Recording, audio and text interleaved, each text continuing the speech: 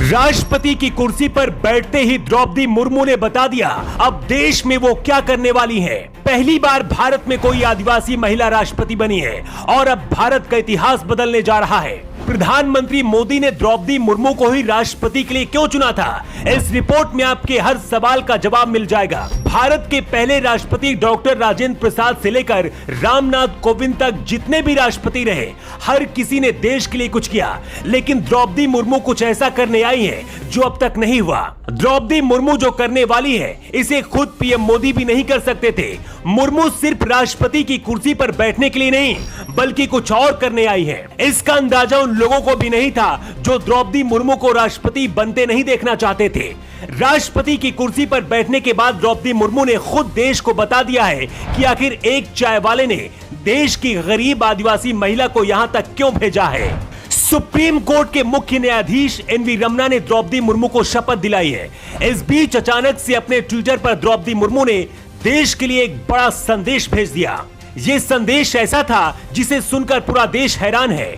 द्रौपदी मुर्मू ने कहा कि राष्ट्रपति के पद तक पहुंचना मेरी व्यक्तिगत उपलब्धि नहीं है, ये भारत के प्रत्येक गरीब की उपलब्धि है। मैं जनजातीय समाज से हूं और वार्ड काउंसलर से लेकर भारत की राष्ट्रपति बनने तक का अवसर मुझे मिला है। यह लोकतंत्र की जननी भारतवर्ष की महानता है। द्रौपदी मुर्मू ने कहा कि मैंने अपनी जीवन यात्रा ओडिशा के एक छोटे से आदिवासी गांव से शुरू की थी।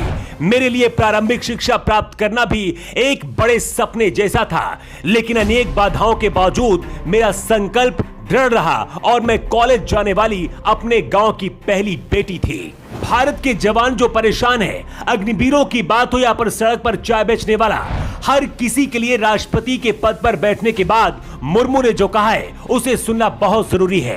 द्रौपदी मुर्मू ने अपने दिल की बात युवाओं से कहते हुए लिखा है, मैं अपने देश की युवाओं से कहना चाहती हूँ कि आप न केवल अपने भविष्य का निर्माण कर रहे हैं, बल्कि भविष्य के भारत की नींव भी रख रहे हैं। देश के राष्ट्रपति के तौर पर मेरा हमेशा आपको पूरा सहयोग रहेगा। इसके साथ ही मैं चाहती हूँ कि हमारी सभी बहनें और बेटियां अधिक से अधिक सशक्त हों।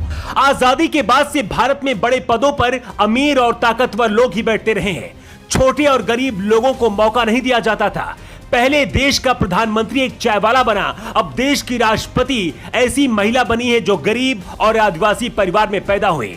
मोदी और मुर्मू दोनों गरीब और छोटे लोगों का दर्द आसानी से समझ पाते हैं। द्रौपदी मुर्मू के राष्ट्रपति बनने के बाद हर गरीब और आदिवासी खुद को भारत से जुड़ा हुआ देखेगा।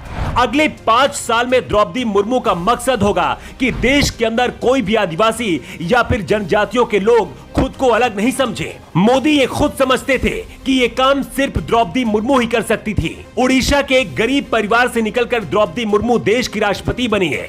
इस ऊंचाई तक पहुंचने के लिए देश की हर बेटी अब ये सपना देख सकेगी।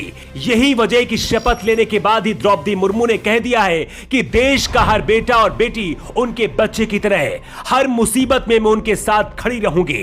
वैसे आपको क्या लगता है, द्रौपदी मुर्मू के राष्ट्रपति बनने के बाद अब देश में क्या बदलने वाला है? आप अपना जवाब कमेंट बॉक्स पर देकर जरूर बताएं।